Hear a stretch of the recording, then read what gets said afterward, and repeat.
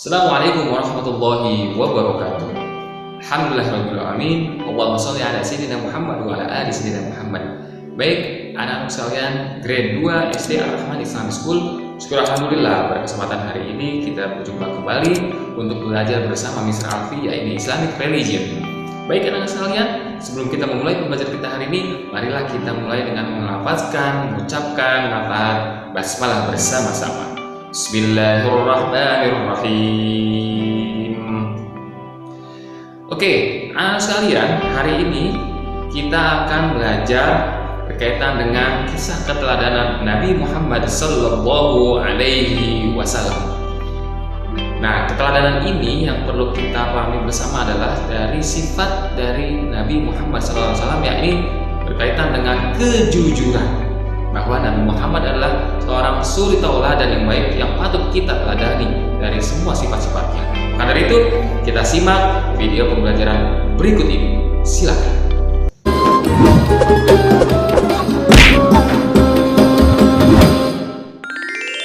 Kisah Nabi Muhammad Sallallahu Alaihi Wasallam, pekerjaan dan masa remaja Muhammad. Tumbuh dalam lingkungan Arab jahiliyah tidak membuat Muhammad remaja terbawa arus pergaulan yang salah. Sebaliknya, beliau banyak merenung dan menyibukkan diri dalam pekerjaan. Seperti halnya Nabi Musa dan Nabi Daud, Nabi Muhammad Sallallahu Alaihi Wasallam pernah bekerja menjadi penggembala kambing. Tidak hanya itu, beliau juga belajar ilmu perdagangan kepada pamannya, Abu Thalib. Awal mula kesuksesan Muhammad dalam berdagang bermula ketika bertugas membawa barang dagangan milik Khadijah ke Syria.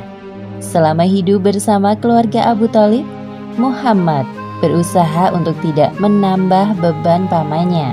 Apalagi beliau tahu bahwa Abu Thalib memiliki banyak anak dan hidup dengan kondisi pas-pasan. Untuk itu, Muhammad meminta izin kepada Abu Thalib agar diperbolehkan menggembalakan kambing milik para saudagar kaya di Mekah.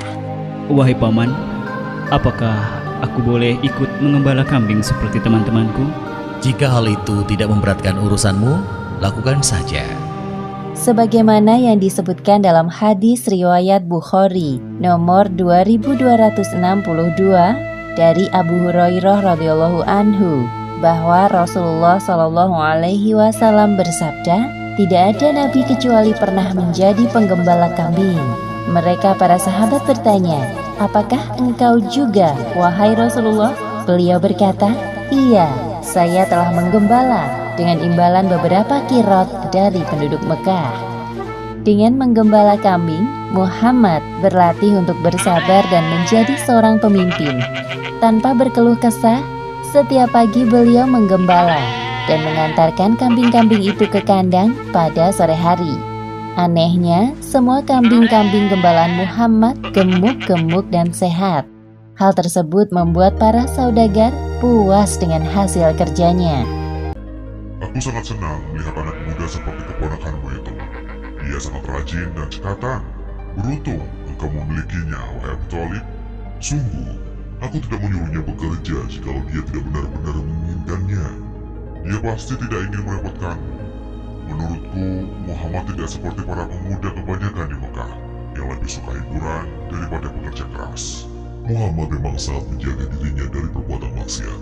Akhlaknya pun sangat mulia dari semua orang yang pernah aku kenal di Mekah. Sewaktu menggembala, Muhammad sering berpikir tentang hal-hal yang terjadi di sekitarnya. Siapakah yang menciptakan bintang-bintang yang berkilauan di langit? Dan siapa yang menghadirkan udara untuk dihirup semua makhluk? Dan siapa pula yang membuat jantungku berdetak? Sungguh pastilah dia zat yang maha kuasa. Muhammad lahir dari keturunan para pebisnis. Beliau besar dalam lingkungan keluarga Abu Thalib yang juga berbisnis dalam hal perdagangan. Maka tidak heran jika Muhammad ingin menekuni bidang ini. Lagi pula peluang untuk berdagang lebih besar dibandingkan pekerjaan bercocok tanam jika melihat kondisi tanah Mekah yang cukup kering dan keras. Pada musim semi tahun 595 Masehi, para pedagang Mekah berencana untuk membawa barang dagangan ke Syria. Para saudagar kaya mulai mencari orang untuk menjadi agen atau pemimpin kafilah dagangnya. Di antara mereka terdapat seorang saudagar, wanita kaya bernama Khadijah. Abu Thalib mendengar bahwa Khadijah sedang mencari seorang agen. Tiba-tiba muncul bayangan Muhammad di benaknya. Kemudian Abu Thalib menawarkan jasa keponakannya itu kepada Khadijah. Wahai Khadijah, aku memiliki seorang anak muda berusia 25 tahun. Aku tawarkan ia bekerja kepadamu menjadi agen. Aku berani menjanjikan bahwa ia mampu melaksanakan tugas itu, meskipun sebenarnya belum cukup berpengalaman. Siapa pemuda yang engkau maksud, wahai paman? Namanya Muhammad. Khadijah pernah mendengar sekilas tentang Muhammad. Hal yang diketahuinya sama seperti para penduduk Mekah lain, yakni Muhammad terkenal dengan julukan Al-Amin atau orang yang dapat dipercaya. Hal yang perlu paman ketahui, aku sangat menjunjung tinggi nilai kejujuran. Maka aku putuskan untuk menerima Muhammad sebagai salah satu agen dagangku. Aku juga akan memberikannya upah 2 kali lipat lebih dari yang lain apabila pekerjaannya bagus. Terima kasih wahai Khadijah. Terima kasih kembali wahai paman. Jika senggang, besok datanglah kemari bersamanya. Abu Thalib pulang ke rumah dengan perasaan gembira. Beliau tidak menyangka respon Khadijah kepadanya sangat ramah. Tak heran jika ia sukses dalam dunia perdagangan. Keesokan harinya, Abu Thalib mendatangi rumah Khadijah lagi bersama Muhammad. Itulah pertama kali Muhammad mengenal sosok Khadijah secara langsung. Kemudian Khadijah menerangkan tentang seluk-beluk perdagangan yang selama ini telah dijalankannya selama bertahun-tahun. Muhammad dengan cermat mendengarkan dan memahami semua penjelasan Khadijah. Tidak ada satupun penjelasan Khadijah yang tidak dimengerti olehnya. Akhirnya saat yang dinantikan tiba. Muhammad berangkat bersama kafilah dagang milik Khadijah.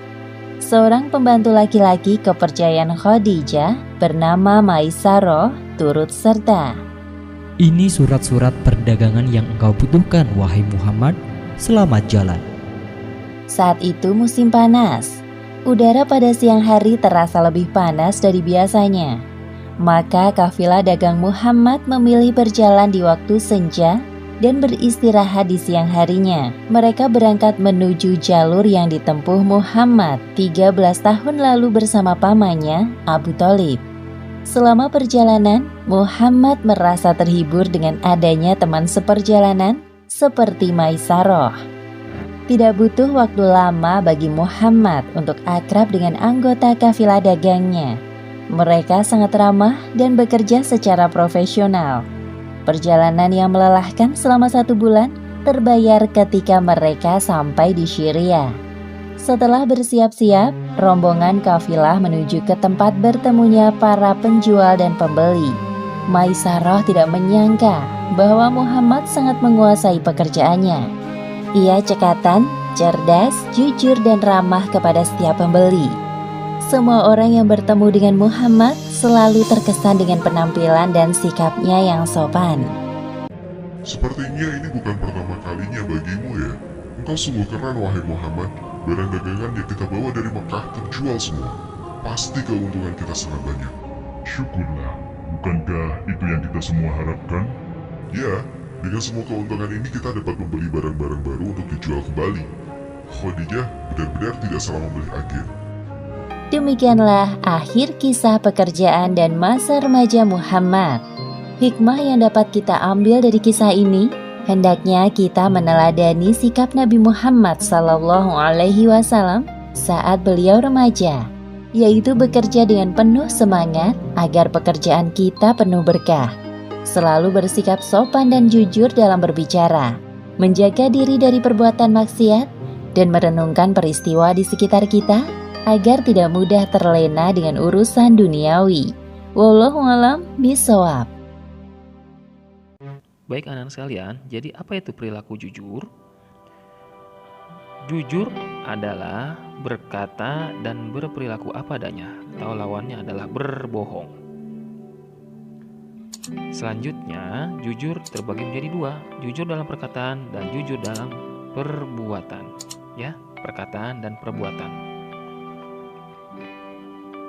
Kemudian, contoh perilaku jujur dalam perkataan, yaitu menjawab apa adanya saat orang lain bertanya kepada kita.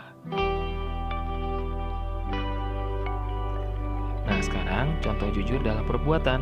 Yang pertama, tidak mencontek saat ujian atau ulangan berlangsung. Yang kedua, mengerjakan tugas yang diberikan oleh guru dengan sungguh-sungguh. Yang ketiga, melakukan pesan orang tua saat mereka tidak ada di rumah. Ya, inilah contoh jujur dalam perbuatan yang harus kita laksanakan dalam kehidupan kita sehari-hari. Dan apa sih sebenarnya keuntungan perilaku jujur? Yang pertama adalah mendapatkan pahala, yang kedua disayang orang tua, yang ketiga disayang oleh guru, dan yang keempat akan disukai oleh banyak teman. Oke, anak sekalian, grade 2 SD Ar-Rahman Islamic School. Demikianlah pembelajaran kita hari ini. Mudah-mudahan apa yang kita pelajari hari ini mendapatkan rahmat dan kasih sayangnya dari Allah Subhanahu wa Ta'ala dan bermanfaat untuk orang. Nah, dari itu kita cukupkan pembelajaran kita hari ini dengan mengucapkan lafaz hamdalah bersama-sama. Alhamdulillahirabbil alamin. Assalamualaikum warahmatullahi wabarakatuh.